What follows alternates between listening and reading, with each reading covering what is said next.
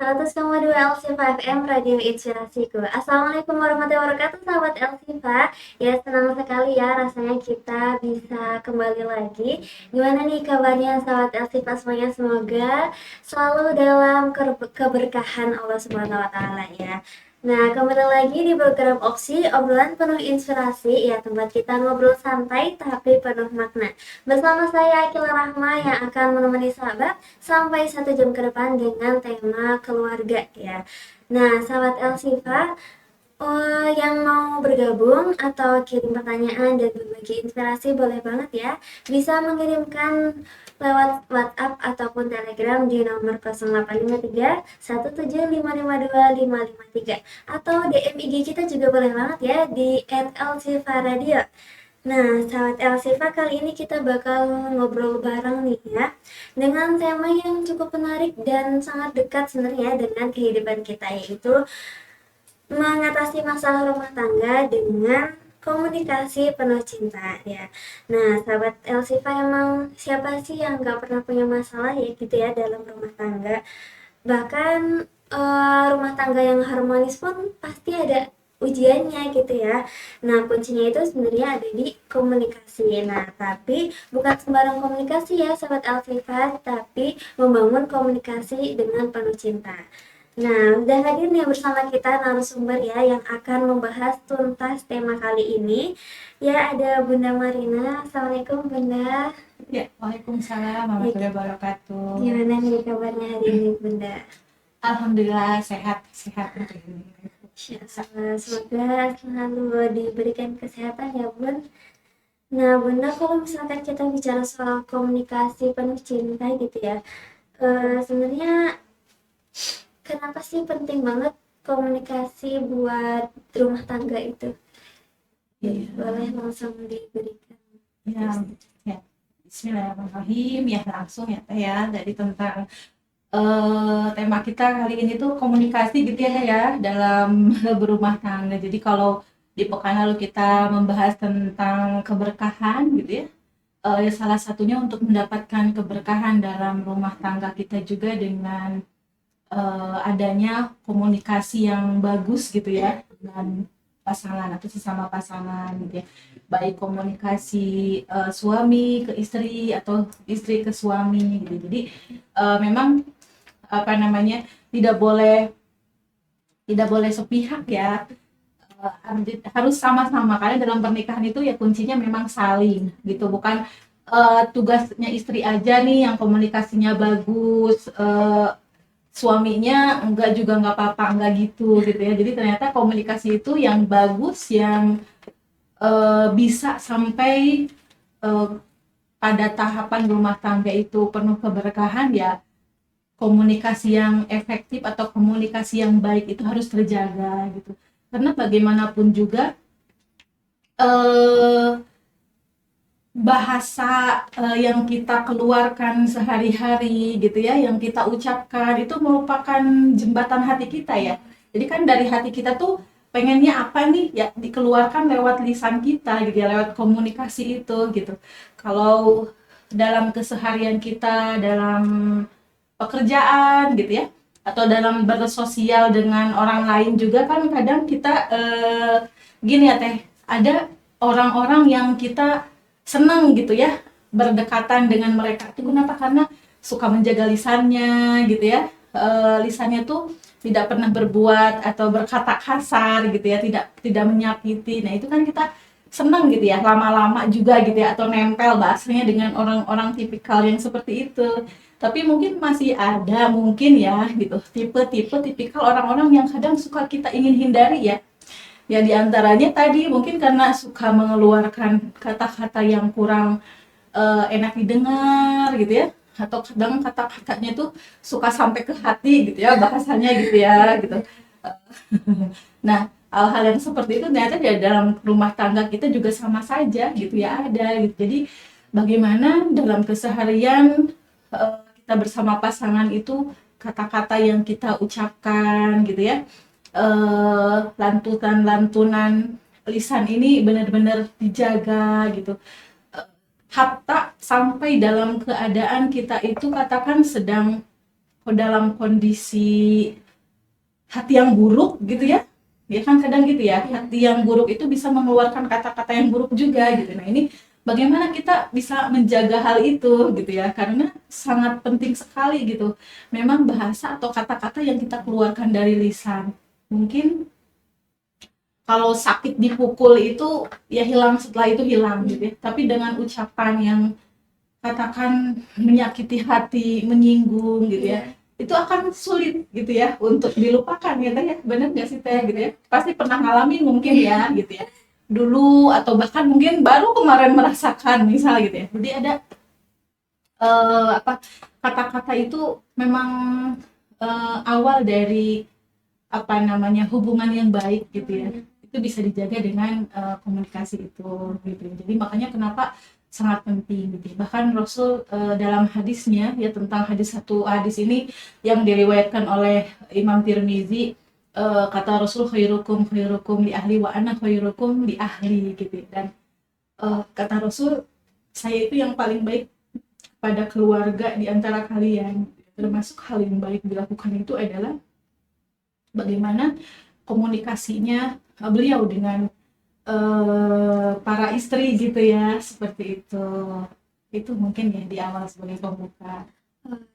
Berarti Bun, kalau misalkan komunikasi itu kan penting ya, berarti bukan konteksnya itu bukan cuma dalam rumah tangga aja nih ya, mungkin dalam semua kehidupan kita juga, tapi karena terutama rumah tangga itu sering terjadi masalah, jadi komunikasi itu jadi kunci utamanya gitu. Betul. Terus nih Bun, kalau misalkan kita ngomongin tentang komunikasi, kira-kira ciri-ciri komunikasi penuh cinta itu gimana sih Bun? Iya. Ini bahkan sebenarnya mungkin masing-masing dari kita ya yang sudah berpasangan ini sudah melakukan komunikasi yang baik gitu ya dengan pasangan gitu ya. Tapi di kesempatan ini mungkin lebih kepada kita sharing gitu ya. Mungkin saya memberikan empat cara gitu ya agar komunikasi yang kita bangun dengan pasangan itu bisa penuh cinta gitu ya. Tapi mungkin bisa jadi menurut pasangan yang lain bukan konteks 4, bahkan ada 6, 7, 8 gitu ya. Tapi kan kita memang di sini dibatasi waktu ya dan lain sebagainya, karena jadi kita bahas 4 mungkin di sini kita ya. Apa aja gitu ya ciri-ciri daripada komunikasi itu penuh dengan, katakan penuh kasih sayang gitu ya, penuh pancaran ya cinta gitu kan. Orang sudah menikah itu seharusnya memang kalau awalnya pun misalkan dijodohkan atau awalnya itu ya dinikahkan gitu ya, pasti seiring berjalannya waktu itu kan ada timbul rasa sayang, cinta itu pasti gitu ya. Nah ini sebenarnya mungkin banyak kalau laki-laki nggak bisa mengungkapkan, mengutarakan kata sayang, kata cinta, naon gitu ya. Kalau masih gituan aja masih ditanyain anaknya udah banyak gitu ya, apa gitu, kurang bukti apa lagi bahasanya gitu ya. Kalau laki-laki atau bapak-bapak tuh biasanya kayak gitu. Tapi kalau untuk bagi kita yang perempuan gitu ya, itu hal yang seperti itu tuh perlu gitu ya, harus diucapkan gitu bahasanya kalau untuk kita gitu. Nah ini yang pertama, agar komunikasi yang kita bangun itu bisa menimbulkan benih-benih gitu ya, dipupuk lagi gitu ya kasih sayang kita, cinta kita itu. Yang pertama, komunikasi itu harus dilakukan dengan lembut gitu ya, lembut dalam berbicara. Ini sangat penting, sangat penting sekali gitu ya. Kalau dulu kita mengingat gitu ya, ada kisah Nabi Musa di dalam Al-Quran dengan Fir'aun gitu ya. Ketika berhadapan dengan Fir'aun itu kan di surat Toha yang ayat 44 ya, fakula qaulan layyina. Jadi Allah itu menyuruh kepada Nabi Musa dan juga Nabi Harun untuk berbicara dengan lemah lembut kepada Fir'aun gitu ya. Di situ ayatnya itu kula, berarti kalau kula itu maksudnya musanna ya untuk Nabi Musa dan Nabi Harun, berbicara lemah lembut. Padahal kita tahu Fir'aun yang dengan reputasi Fir'aun ya, ya kan, menyeramkan, kejam dan lain sebagainya. Tapi Allah menyuruh Nabi Musa juga Nabi Harun itu untuk berbicara dengan lemah lembut gitu ya. Bayangkan itu kalau bahasa kita mah sekarang kalau di peperangan itu teh musuh gitu ya bahasanya ya, karena kan nggak sama visi misinya gitu. Tapi Allah bahkan masih menyuruh untuk lemah lembut. Nah ini dalam rumah tangga apalagi gitu ya, kepada pasangan yang membersamai kita gitu ya, pasangan yang mungkin menemani sampai waktu uzur kita sampai tua nanti gitu ya. Kalau anak-anak kita nanti mungkin udah pada berpasang-pasangan dan lain sebagainya, keluarga inti kita pun juga sudah tidak ada ya. Pasangan tuh ya istri itu gitu ya, atau suami ya pasangan itu ya istrinya itu gitu ya. Pasangan istri ya suami itu.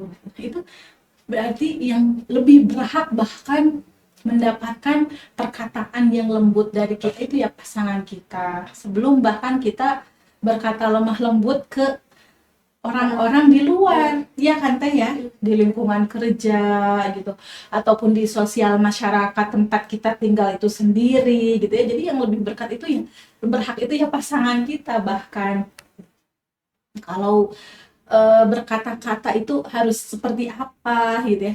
Kayak saya itu orang Sunda gitu ya, pasangan saya itu orang Betawi gitu ya. Kan katanya orang Betawi itu terkenal ya dengan kata-katanya yang bahasanya teh ceplas ceplos gitu ya, ngasal dan sebagainya. Nah, seiring berjalannya waktu juga akhirnya saya memahami, oh ya memang seperti itu, tapi sebenarnya hal itu akhirnya kita bisa mengikuti itu dan ya kalau kumpul keluarga besar dan lain sebagainya udah biasa ya, hal-hal yang seperti itu udah gak malah dimasukin ke hati dan lain sebagainya gitu ya, dianggap ya itu sebagai candaan untuk mengakrabkan gitu ya dan lain sebagainya gitu, udah nggak ada permasalahan gitu dengan hal itu. Tapi mungkin ada tetap tipikal-tipikal yang ketika tidak sesuai dengan hatinya yang lembut dan lain sebagainya, mungkin juga bisa tergores gitu ya bahasanya, ya ada luka lah gitu ya dari kata-kata, entah padahal sebenarnya mungkin pasangannya juga nggak bersiap atau nggak sengaja membuat hati istrinya itu terluka gitu ya dan lain sebagainya. Tapi itu case itu kadang-kadang ada aja dan terjadi gitu ya. Nah ini tapi pertama itu yaitu memang kita harus berlemah lembut gitu ya dengan pasangan kita. Jangan sampai ke orang luar mah kita lemah lembut gitu ya, sangat merendahkan suara gitu.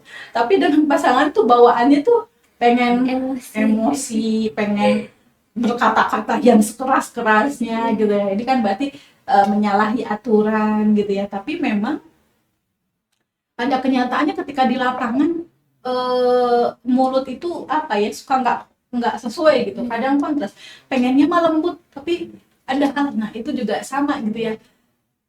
Karena memang di rumah-rumah kita itu ya ada makhluk lain selain yang nampak gitu ya, bahkan Allah ciptakan khusus gitu ya, jin-jin itu yang untuk merusak gitu ya, yufarriqu bainal mar'i wa zauji gitu, untuk memisahkan pasangan-pasangan itu diciptakan khusus gitu pasukannya, bukan yang ecek-ecek bahasanya gitu, yang udah expert, yang udah berpengalaman dan memang udah dapat gelar julukan lise ya, khusus juga. Kalau bahasanya kita anak kita itu disekolahkan makin tinggi itu pasti gelar-gelar guru-gurunya juga makin tinggi gitu ya, maksudnya gitu ya. Sama mereka juga golongan jin itu untuk merusak gitu ya hubungan pasangan dan memisahkan itu juga diciptakan khusus.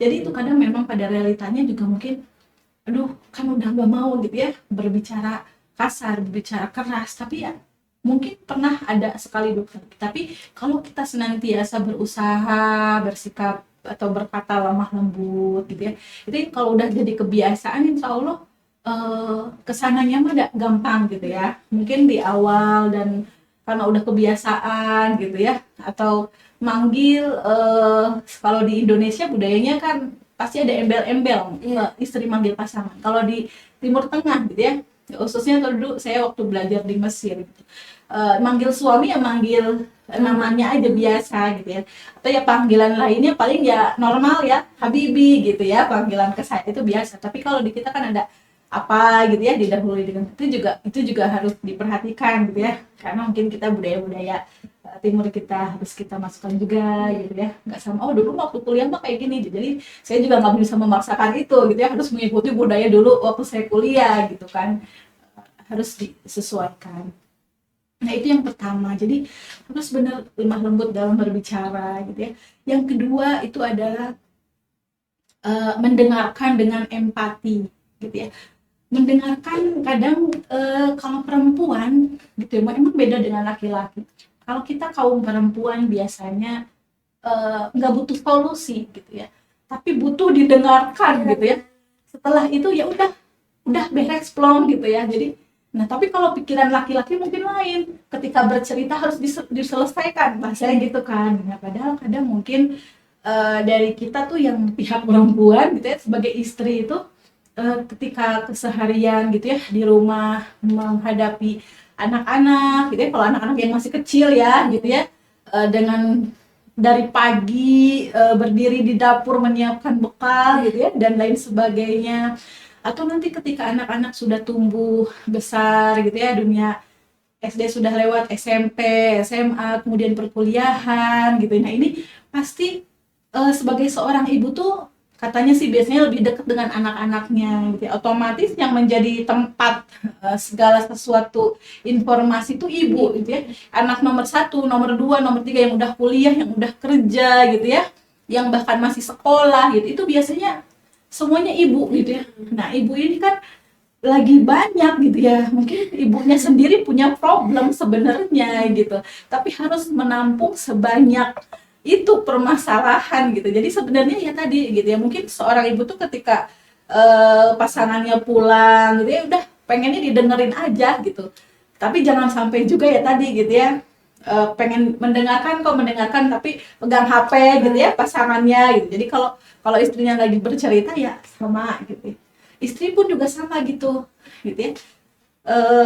Kalau suaminya lagi bercerita gitu ya, HP-nya disimpan dulu gitu. Jadi bukan hanya ketika istrinya bercerita aja suami nyimpen HP, tapi sama ketika suami cerita gitu ya, bla bla bla bla dari A sampai jadi, istrinya juga harus kayak gitu ya. Karena pernah saya satu kesempatan gitu ya, suami saya mau bercerita gitu, tapi saya lagi pegang HP posisinya gitu ya, saya pegang HP karena lagi ada urusan yang urgent gitu dan harus diselesaikan gitu saat itu gitu, kalau enggak tuh akan kelewat gitu. Nah jadi bahkan saya sampai bilang maaf nanti dulu ya ceritanya, sebentar ini harus ada diselesaikan dulu gitu. Tapi biasanya mood cerita udah hilang ya. Iya benar. Kayak gitu nggak deh ya gitu. Saya merasa bersalah sekali gitu ya saat itu gitu. Karena saya juga merasakan ketika di posisi mau berbicara, mau bercerita, dipotong itu kan kayak ada yang ngeganjal gitu ya gitu. Tapi habis itu setelah selesai urusan saya simpen HP itu, saya minta maaf gitu ya. Pasti ada perasaan apa ya, udah malas ceritanya gitu kan, udah ini, tapi nggak apa-apa gitu ya. Jadi saya juga coba merayu gitu ya, gimana caranya mau cerita lagi gitu ya. Ya itu karena konsekuensi gitu ya tadi gitu. Nah dalam kesempatan ini juga ya, ketika seorang istri sudah sampai berusaha atau ikhtiar ya untuk bisa mendengarkan gitu ya pasangan juga ya suami juga berarti harus memberikan kesempatan itu, walaupun di awal mungkin agak kesel gitu ya, orang ceritanya maunya tadi gitu rasanya gitu ya, tapi kan istrinya udah berusaha seluruh biasa ya berarti gitu ya, akhirnya dan cerita lagi gitu ya, sepinter-pinter lah ya gimana kita apa namanya ngebujuk gitu ya biar bisa bercerita lagi. Dan ya tadi gitu ya, ketika jangan sampai ya udah kalau nggak mau cerita, nah kalau gitu ya itu masalah tuh gitu ya, udah kalau nggak mau cerita, nah itu di situ berarti ada ketidaksabaran gitu. Nah padahal kayak tadi gitu ya, kita menghadapi hal-hal kasuistik yang seperti ini juga harus banyak apa yang namanya sabar, dan ya kita juga harus memaafkan ya kan orang nggak sama dengan kita urusannya gitu kan, banyak mungkin hal yang dan lain sebagainya.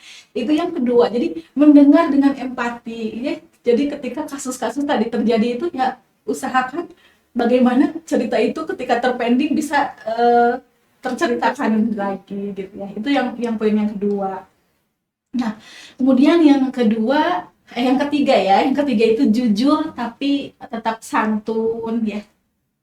Jujur tapi tetap santun, mengungkapkan perasaan tanpa menyakiti hati. Contohnya, misalkan jujur gitu ya, masakan saya enak nggak? Kalau emang nggak enak, bilang enggak gitu. Iya. Tapi dengan bahasa yang kayaknya kurang ini nih gitu ya, dalam artian ya, yang nggak jujur, emang iya harus jujur, tapi dengan bahasa yang santun dalam artian gitu ya. Atau eh, saya begini begini begini gitu ya, suaminya cerita di kantor kayak gini gini gini. Kalau kita punya pandangan, emang benar sikapnya tuh salah sebenarnya pasangan kita tuh gitu ya. Nah, kita juga ketika ingin apa namanya mengoreksi dan ingin jujur gitu juga, tapi harus dengan santun. Jadi jangan sampai memojokkan, itu kan jadi orang teh ketika di pojokan teh sakit ya. Udah berbuat banyak tetapi ternyata orang tuh nggak respect dengan saya gitu, padahal memang benar dia udah berbuat banyak dan lain sebagainya, tapi mungkin pemilihan katanya gitu ya. Jujur sih ya, emang harus jujur gitu, betul gitu, baik itu pasangan ke suami ke istri atau istri ke suami gitu ya. Hal yang seperti itu, tapi mengungkapkannya itu dengan berusaha tanpa menyakiti, tanpa menggores hati, itu bagaimana gitu ya. Jadi jangan sampai, kan harus jujur, iya memang gitu, harus jujur benar, tapi harus disampaikan dengan kata-kata yang santun. Kayaknya lebih cocoknya pakai ini deh gitu ya, dan lain sebagainya. Atau mungkin harusnya kita bersikap seperti ini, karena kalau bersikap seperti itu akan seperti ini misal contohnya ya. Jadi dengan kata ungkapan-ungkapan tidak tendensius yang menyalah, ya itu tuh emang salah gitu ya gitu. Itu hal itu kalau didengar tuh kayak kita juga agak-agak gitu ya mendengarnya, oh salah ya, padahal tahu sebenarnya, dia juga tahu ketika bercerita tuh dia salah gitu sebenarnya gitu ya. Tapi kalau kita tanpa aling-aling lagi, ih kamu tuh salah, nah itu kan masalah gitu ya. Dan kalau kita bisa menyampaikannya itu dengan hal yang kata-katanya lebih santun, itu mudah diterima gitu. Makanya kenapa tadi di surat Toha itu kata Allah memerintahkan Nabi Musa dan Nabi Harun untuk berkata lembut gitu ya kepada Fir'aun itu ya, karena memang dengan berkata yang lembut tadi gitu ya, itu akan masuk kategori santun ini gitu, dan orang akan lebih mudah menerima dibanding dengan kata-kata yang tendensius menyalahkan atau bahkan cenderung negatif gitu ya, katakannya seperti itu. Yang terakhir nih gitu ya, yang terakhir dalam komunikasi juga harus menghindari prasangka buruk gitu ya. Kata Al-Quran di surat Al-Hujurat itu, inna ba'dadh-dhanni ismun, jadi ijtanibu gitu ya. Kita harus apa namanya menjauhi zon-zon atau prasangka-prasangka, karena sebagian besar daripada prasangka itu adalah buruk sangka gitu ya. Bagian besarnya itu kalau kita bisa jadi nggak benar gitu sebenarnya. Kalau kita dalam pergaulan keseharian mungkin kita melihat teman kita, kok dia kayak gitu, kayaknya dia kurang suka ya sama saya, itu kan zon ya. Padahal sebenarnya mungkin dia mah nggak niat ya kayak gitu. Nah sama ke pasangan juga gitu. Kalau ada pasangan kita mungkin sebenarnya lagi sedang banyak dipikirkan gitu ya, entah itu urusan di kantornya atau misalkan amanah di sosial di lingkungan, dia jadi ketua RT gitu ya, atau ketua apa gitu ya, selain ketua RT skup yang lebih kecilnya itu jadi apa namanya PJ di Perum gitu ya misal gitu ya. Nah ini kan juga ada hal-hal yang mungkin eh, atau mau diceritakan tapi nunggu waktu, ya kan gitu. Jadi seorang istri juga nggak boleh misalkan suami saya nggak cerita ya kenapa dan lain sebagainya. Misalnya, berarti mungkin pasangan kita ya kita husnuzon ya kan gitu ya. Husnuzonnya ada hal dulu yang mau diperbaiki baru diceritakan gitu ya. Atau belum pasti untuk diceritakan ke istrinya, ke pasangannya, baru diceritakannya nanti misal gitu ya, seperti itu. Nah ini hal-hal yang seperti ini juga benar-benar gitu ya, dalam kita berumah tangga itu harus menghilangkan zon-zon atau prasangka-prasangka buruk. Pulang malam jangan tendensius kayaknya habis janjian sama siapa Iya. gitu ya, atau pikiran-pikirannya yang negatif gitu ya. Memang benar bisa jadi dan ada lembur gitu ya, atau ternyata bukan hanya dia tapi setim teman kerjaannya juga sama gitu ya, dan lain sebagainya. Jadi dalam artian ketika ada tindakan-tindakan yang itu apa ya, membuat kita itu bisa melahirkan pemikiran-pemikiran yang negatif gitu ya, yang lebih baik tidak usah berprasangka seperti itu gitu ya. Bahkan Allah itu melarang bukan hanya prasangka itu gitu ya, baru di hati belum diucapkan kayak nah itu juga Allah melarang gitu ya, apalagi benar-benar berprasangka gitu ya, itu juga sangat-sangat tidak disukai gitu ya oleh Allah Subhanahu wa taala. Nah, ini di poin keempat gitu ya, menghindari prasangka buruk. Karena kalau emang ada yang ingin ditanyakan, berarti kalau misalkan suami nih dinas malam sampai pulangnya malam, ada si lembur dan lain sebagainya, jangan malam itu juga ditanyakannya ya. Jika nanti nih besoknya gitu udah suasananya memungkinkan gitu ya. Karena kalau sama-sama sedang dalam keadaan lemah, emosi bahkan gitu ya, itu gak baik juga gitu kalau ngobrol. Ya mending karena waktu sudah malam gitu ya, istri ketika suaminya datang melayani seadanya gitu. Nanya paling gitu ya, udah makan, udah ini dan sebagainya. Karena kalau ngobrol lama juga takutnya menimbulkan malah hal yang negatif dan tidak baik kan gitu sih. Atau suaminya datang malam, istrinya udah tidur gitu ya.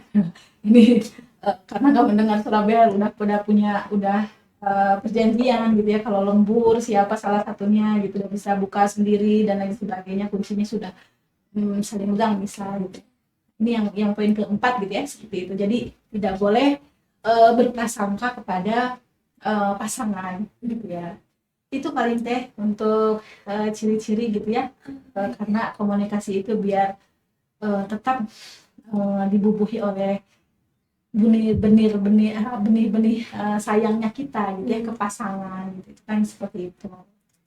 Berarti emang komunikasi itu layaknya jembatan cinta gitu ya, Nah, suami istri itu saling merasa saling dihargai, saling paham gitu ya. Karena tadi ciri-cirinya udah juga disebutkan ada 4 poin ya. Yang pertama berkata lembut, kemudian yang kedua mendengarkan dengan empati juga, yang ketiga jujur tapi tetap santun, dan yang terakhir menghindari prasangka buruk. Nah, emang jadi komunikasi yang baik itu sebenarnya bisa dikenali dari sikap kita juga saat berbicara ataupun mendengarkan gitu ya. Berarti kalau kata-katanya tulus, kata-katanya sopan gitu, pasti juga komunikasinya jadi penuh cinta gitu ya. betul. Terus juga nada suara juga Nada bisa bicara. mempengaruhi gitu ya, Bun. Yang misalkan suaminya nanya kok belum masak, itu kan kayak menyakitkan Betul, gitu ya. betul. Mungkin bisa diganti kayak kita bikin apa sarapan bareng yuk, atau gitu, Iya, atau misalkan enaknya makan apa ya gitu ya, dengan kata-kata yang betul tadi, tidak tendensius gitu ya. Oke, sahabat Alsifa, di segmen pertama tadi udah dibahas ya tentang ciri-ciri komunikasi yang baik. Nah, masih dibuka ya sahabat Alsifa yang mau bertanya ataupun berbagi kisah inspiratif lainnya, bisa menghubungi kami melalui WhatsApp atau Telegram di nomor 0853 17552 553. Nah, setelah ini kita akan jeda sejenak dulu nih ya, dan di segmen berikutnya kita masih berbincang-bincang lagi tentang membangun komunikasi yang baik ya dalam rumah tangga. Jadi jangan kemana-mana, tetap bersama kami di 100,2 LC5 FM Radio Inspirasiku. Ingin memberikan manfaat yang langgeng dan bermakna. Tentu saja kita dapat memberikan warisan kebaikan berupa pedoman hidup yang tak terhitung nilainya bagi generasi mendatang. Pedoman itu adalah Al-Quran.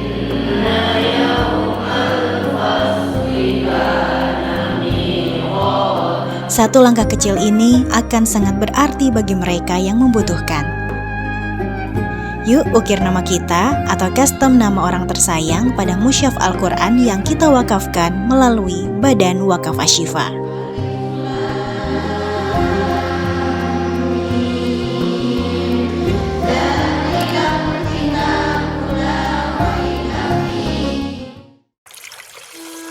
Dengan ditambah air zam-zam serta bacaan Al-Quran, ayat-ayat ruqyah dan doa. Al-Kautsar Water memenuhi asupanmu setiap hari dengan banyak keberkahan dan kebaikan. Penuhi asupan cairan tubuhmu sepanjang hari dengan Al-Kautsar Water.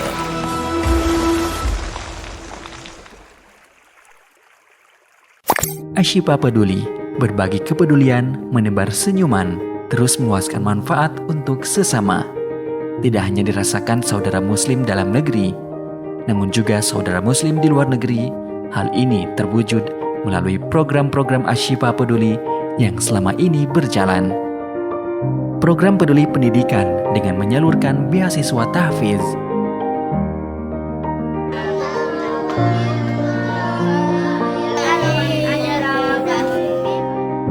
Program peduli sosial kemasyarakatan yang meliputi program keluarga tangguh, yatim bahagia,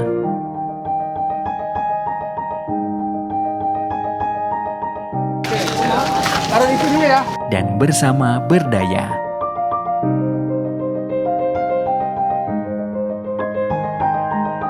Program peduli dakwah melalui program Inspiring Dai dan program peduli dakwah dengan pembagian kado untuk para dai. Dan iftar bahagia.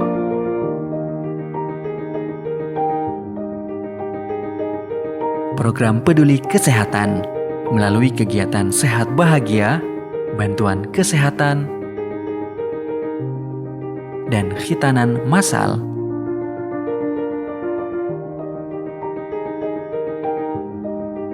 Program kurban melalui penyaluran daging kurban untuk muslim di Indonesia dan muslim di negara lain.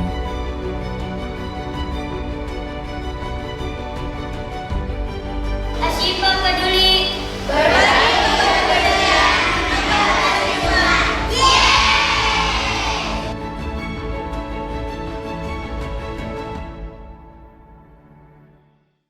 100,2 LC5M Radio Inspirasiku ya. Sahabat LC5, kembali lagi bersama Akila Rahma, masih dalam segmen opsi obrolan seru penuh inspirasi. Ya, kalau tadi kita di segmen pertama udah berbincang tentang ciri-ciri komunikasi yang baik ya. Nah, di segmen kedua ini kita akan berbincang tentang gimana sih tips praktis gitu ya agar komunikasi itu bisa mudah terselesaikan, masalahnya itu lebih mudah terselesaikan gitu. Jadi solusinya itu gimana aja gitu ya Bun.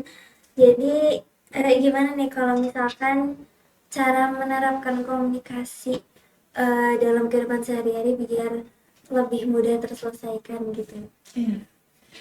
Ya, jadi kalau kita berbicara solusi berarti ya ini ya. Sebelum kita masuk ke solusi ini, kita sharing cerita tentang Rasulullah SAW bersama Sayyidah Aisyah gitu. Jadi dalam rumah tangga itu memang nggak ada mungkin yang mulus-mulus aja gitu ya, tanpa pertengkaran, tanpa rasa kesal gitu ya. Mungkin semua pasangan yang muda, yang baru menikah ya, yang baru 1 minggu, 1 bulan, 1 tahun, 10 tahun, 15 tahun, 20 tahun itu pasti ada pernah gitu ya merasakan mungkin sedang ada di posisi kepada pasangan itu tidak puas ya bahasanya, atau mungkin sedang kesal, sedang marah, itu pasti mungkin ada di antara kita, tapi mungkin tergantung bagaimana kita bisa mengatasi itu gitu ya. Jadi dulu Rasulullah SAW pernah bertanya kepada Aisyah gitu ya, wahai Aisyah gitu ya, aku tahu kata Rasul, kapan engkau ridho dan kapan engkau tidak ridho sama aku gitu ya kata Rasul. Terus kata Aisyah, kaget Aisyah, jadi Rasul tahu ya kalau saya marah sama saya lagi kesel atau lagi enggak gitu ya. Kata Aisyah, Sayyidah Aisyah bilang, wahai Rasul, bagaimana kamu mengetahui keadaanku gitu ya, saat aku ridho dan tidak ridho, kata Siti Aisyah. Kemudian Rasulullah SAW bilang, jadi kalau kamu sedang ridho kepadaku, kau akan mengatakan demi Tuhan Nabi Muhammad, demi Tuhan Muhammad. Tapi kalau engkau sedang tidak ridho padaku, kau akan mengatakan demi Tuhan Ibrahim, gitu ya. Jadi padahal sama-sama Allah maksudnya ya, gitu.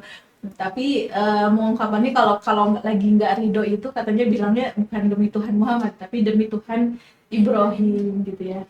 Nah di sini Rasulullah SAW menunjukkan bahwa betapa Rasul itu sangat peka gitu ya dengan perasaan Siti Aisyah gitu.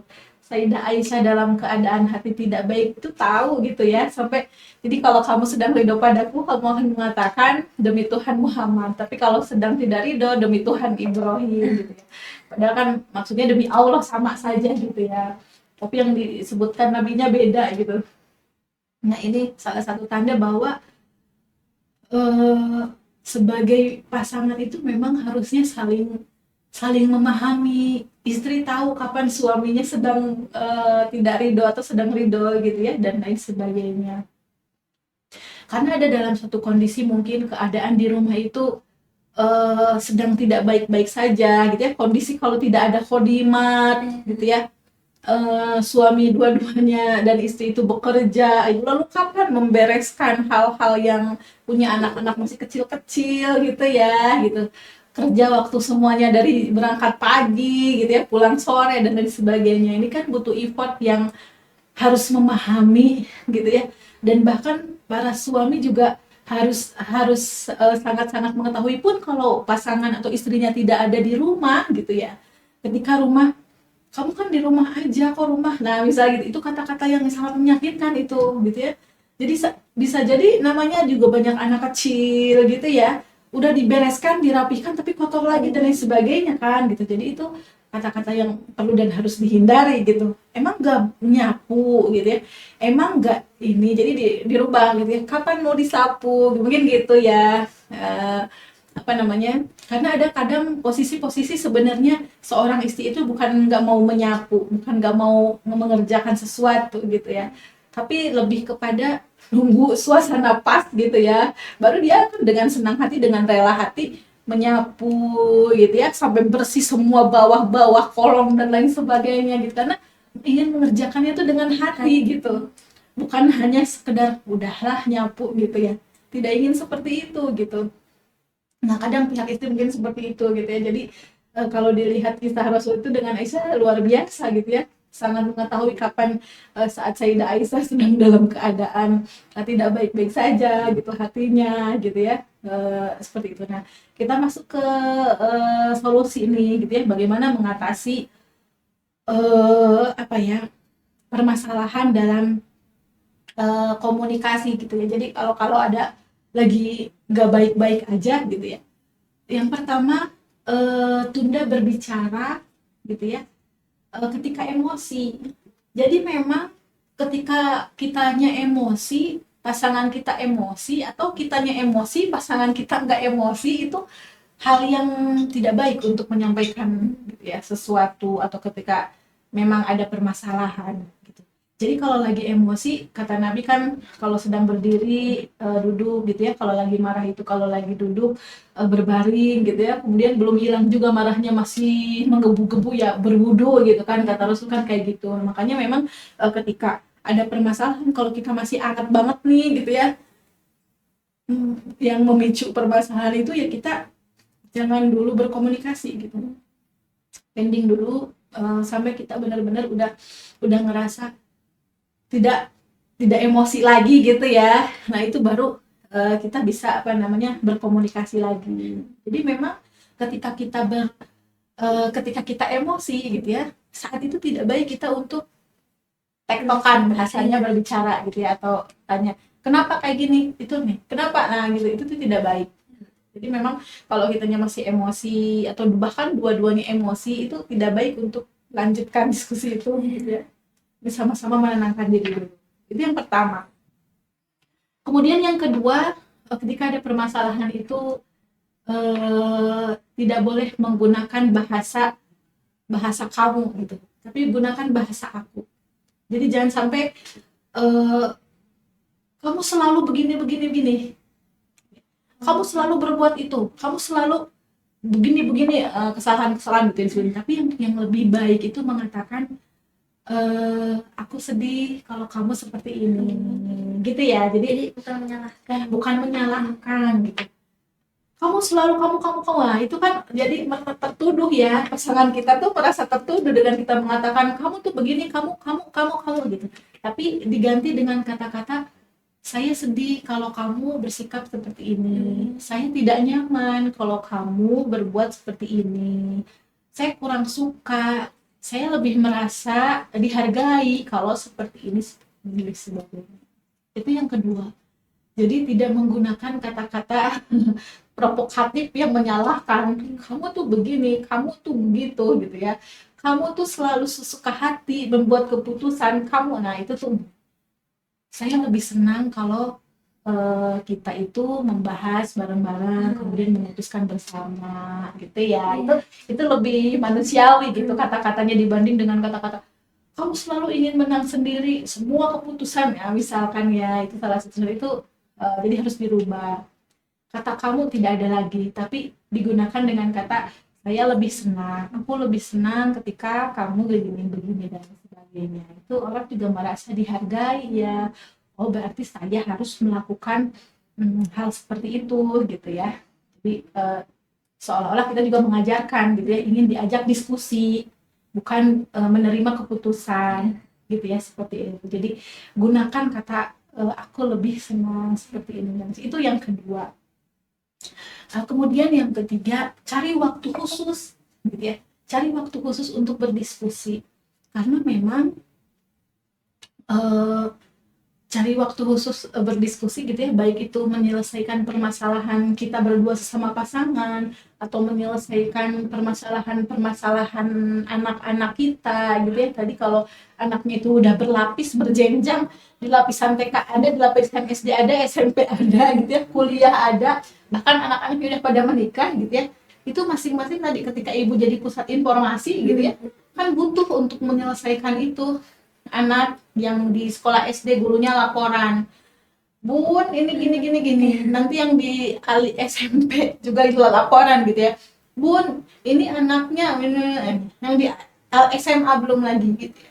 Nah, hal-hal itu seperti itu gitu ya. Kita harus punya cari waktu khusus untuk berdiskusi dengan pasangan kita. Dua-duanya sama-sama bekerja, terus gimana, pasti ada waktu, masa nggak ada waktu sama sekali sih gitu ya. Walaupun 10 menit untuk mencari problem solver gitu ya, itu pasti dan harus diadakan gitu. Karena kalau enggak memaksakan ya mungkin akan berlarut.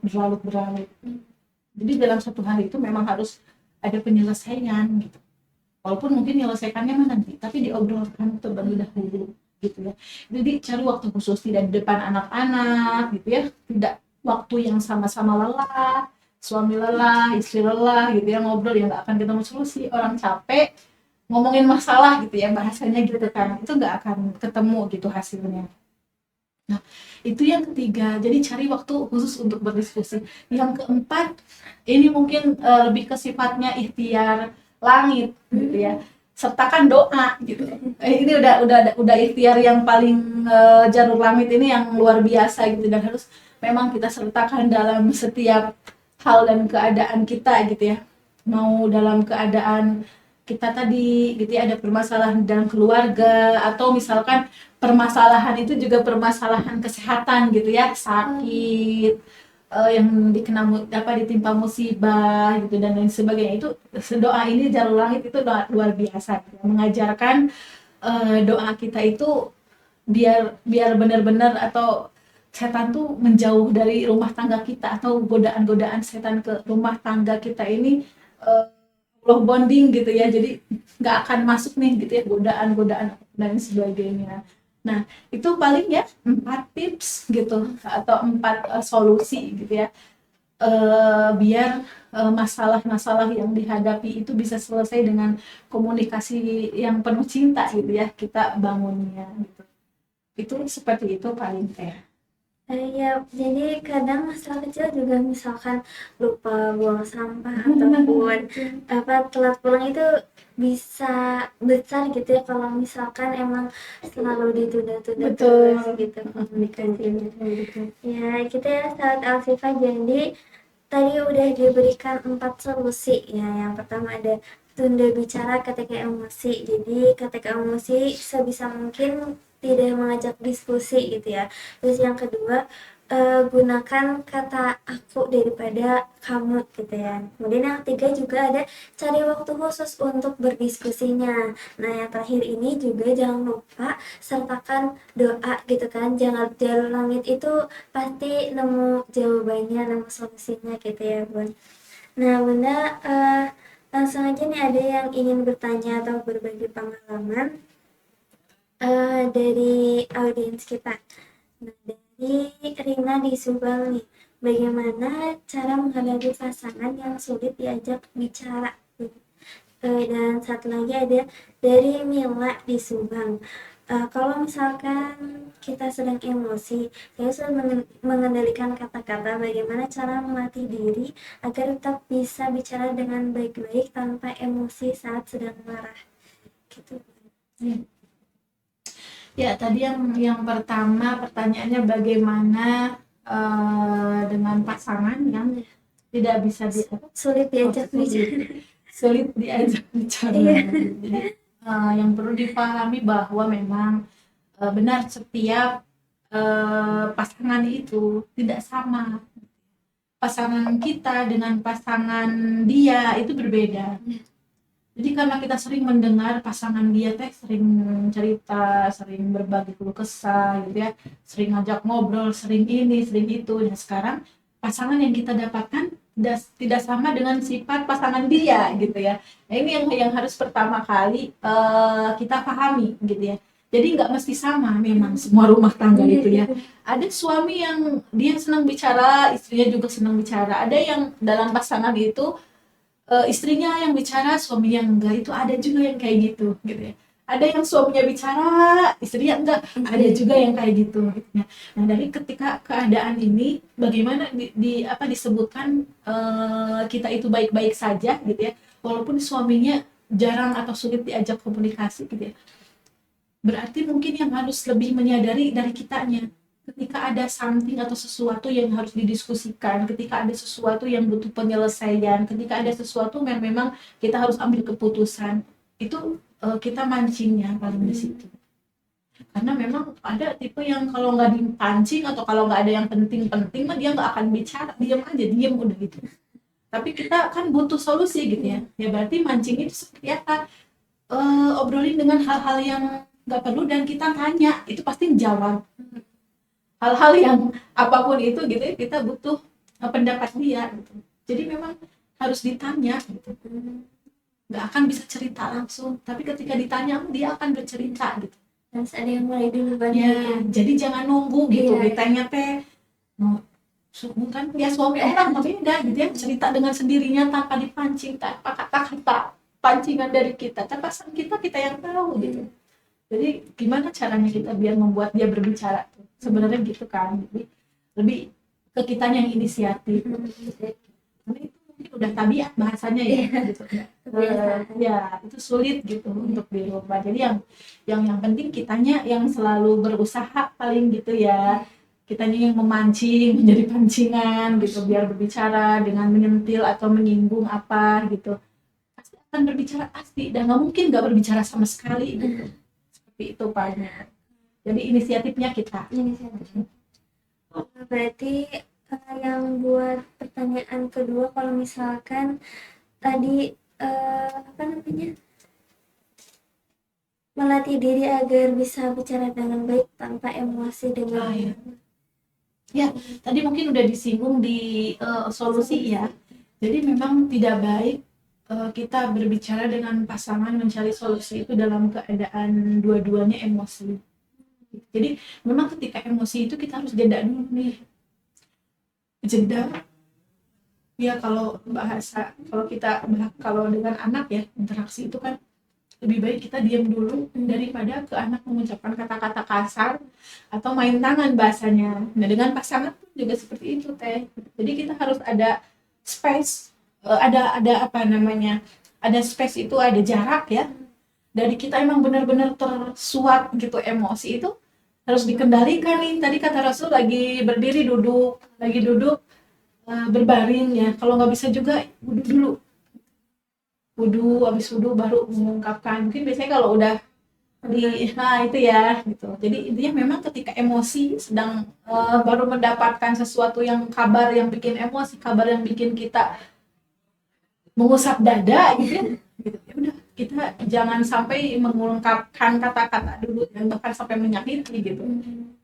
Dipending dulu sebentar gitu sampai kita benar-benar bisa eh, menyelesaikan itu dengan tanpa emosi walaupun kita sedang emosi sekarang gitu. Karena itu tidak akan membuahkan hasil. Paling itu yang harus diingat. Jadi nanti bisa berujung debat gitu ya Pak. Misalnya. Betul. Kalau sama-sama emosi itu kan sama-sama ingin menang ya. Suami merasa saya kan sudah benar, istri juga saya merasa saya sudah benar nih melakukan hal ini, udah dapat dukungan dari sebagainya. Padahal semuanya juga mungkin dari sisi suaminya ada salahnya, dari istri juga sama ada salahnya gitu kan gitu. Ya dua-duanya juga ada apa andil gitu. Tapi dalam hal itu tadi gitu itu akan menimbulkan perdebatan betul gitu ketika kita dalam keadaan emosi seperti itu dan gak berujung akhirnya nggak akan selesai gitu. Berarti insya Allah ya Bu tadi udah pertanyaannya udah dijawab semua ya sahabat Elsifa tentang tadi ada ketika emosi gimana sih cara untuk mengendalikannya, juga ada ketika pasangan sulit diajak bicara itu gimana ya caranya, udah terjawab semuanya ya sahabat Elsifa. Nah jadi emang luar biasa sekali ya perbincangan kita hari ini, banyak sekali ilmu yang bisa kita ambil ya. Jadi kesimpulannya ya sahabat Elsifa, masalah dalam rumah tangga itu emang wajar, tapi ada cara kita komunikasi yang akan bisa menentukan nih masalah itu terselesaikan atau malah jadi uh, saling berdebat gitu ya. Nah jadi ada jalan sebenarnya untuk saling memahami, saling menghargai gitu ya, dan komunikasi ini salah satu kuncinya gitu ya saat Alsifa dia. Makasih banyak ya Bun yang udah memberikan ilmunya gitu ya atas waktunya juga, dan semoga juga diberkahi ilmunya dan nasihat-nasihat yang mudah diberikan. Nah, terima kasih juga sahabat Alsifa yang udah tetap stay bersama kami di 100,2 Alsifa FM. Saya Kila Rahma pamit undur diri dari ruang dengar Anda. Sampai jumpa di opsi berikutnya. Dan mungkin kalau misalkan saya ada salah mohon dimaafkan ya. Subhanakallahumma bihamdika asyhadu alla ilaha illa anta astaghfiruka wa atubu ilaik. Wassalamualaikum warahmatullahi wabarakatuh.